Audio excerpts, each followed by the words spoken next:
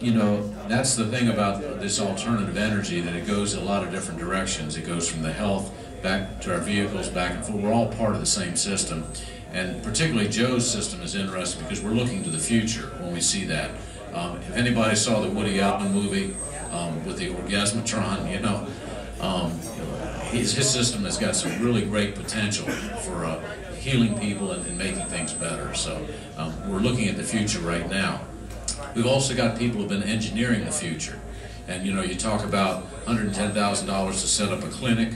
That's really cheap compared to the machine shops that are out here, and the guys, what they put in their machine shops. And I'm going to bring a machinist up. So we're going from doctor to machinist, and I'm going to bring up Ed Holdgate. Ed, will you come on up?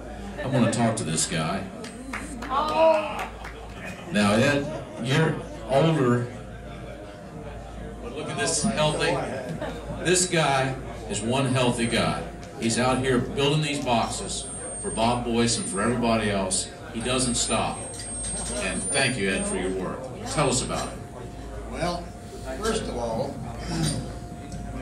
I've got the answer to this.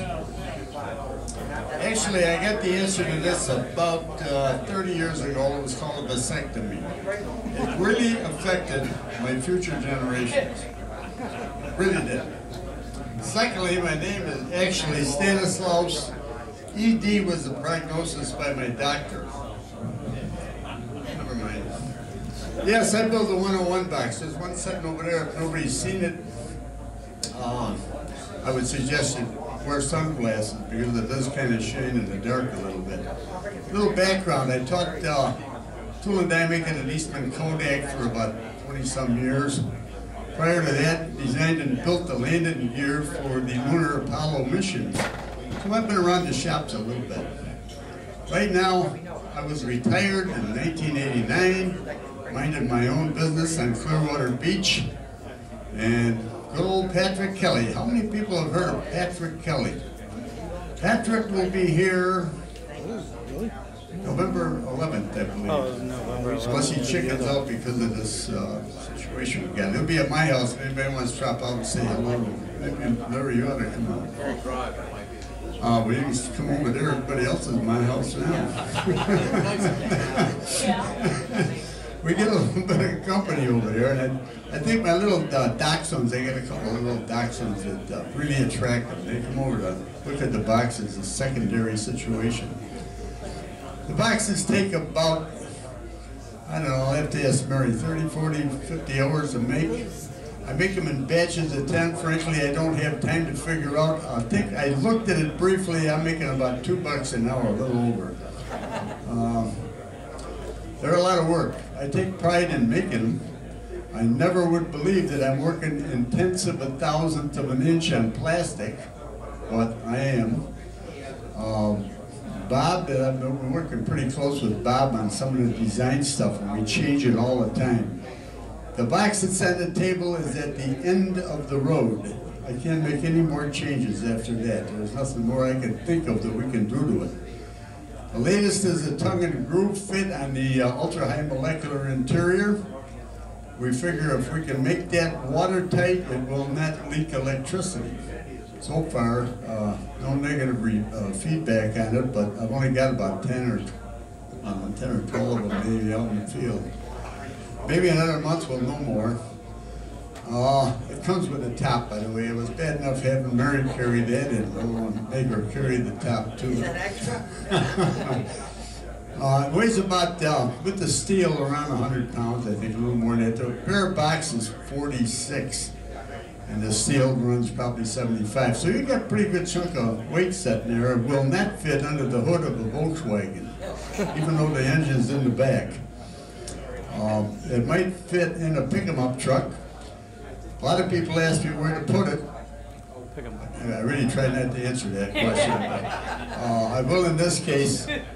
Suggestions are, of course, the trunk. If you don't mind having a bomb under you on the way up to the engine, or another bomb in the trunk. Another place is a couple of guys have mounted on top of the car and then run a drain pipe down the side, you know, put the pipes in it. Got that from you, by the way. The guys that go out and buy $100,000 Mercedes balk a little bit at that drain pipe business, but you know. Any questions about the boxes at all that I can answer? Don't ask me, by the way, if you call up, don't ask me any electrical problems.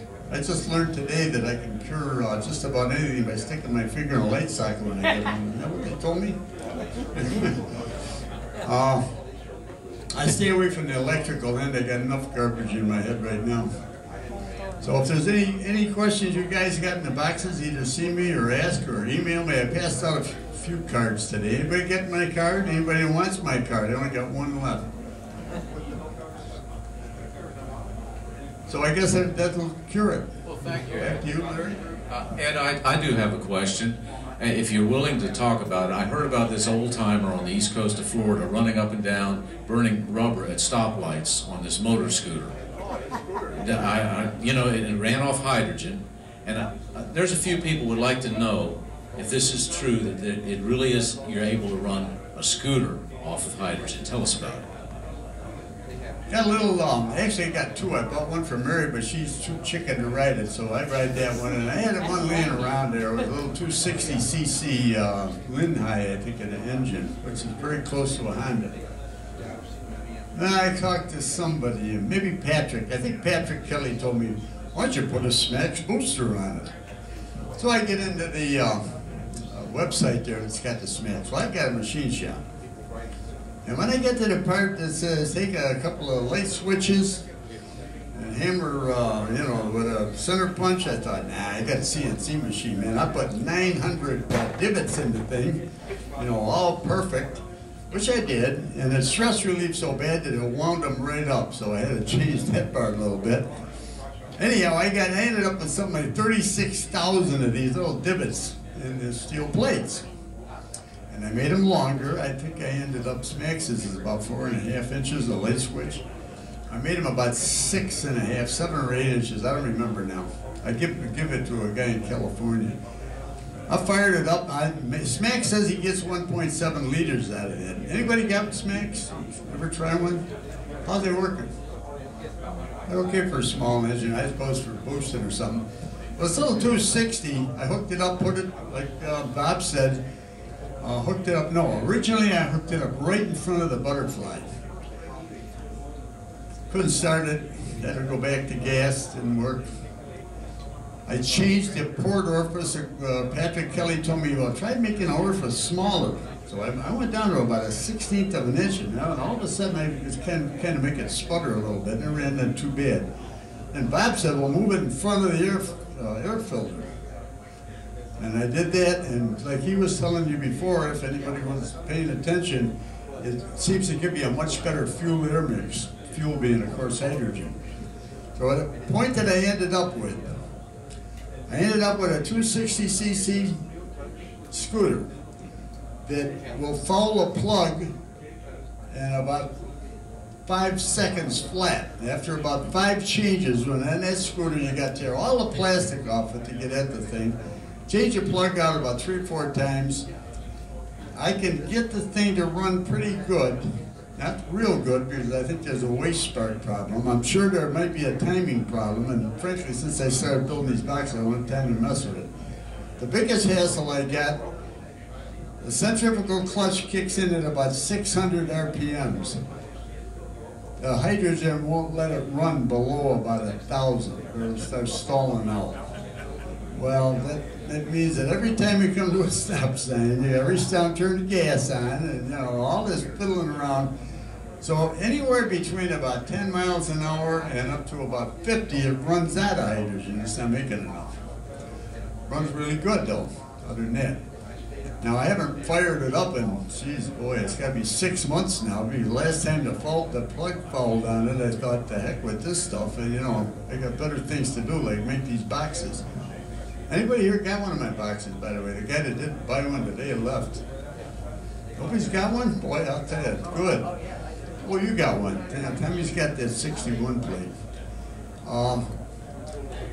They're quite a work.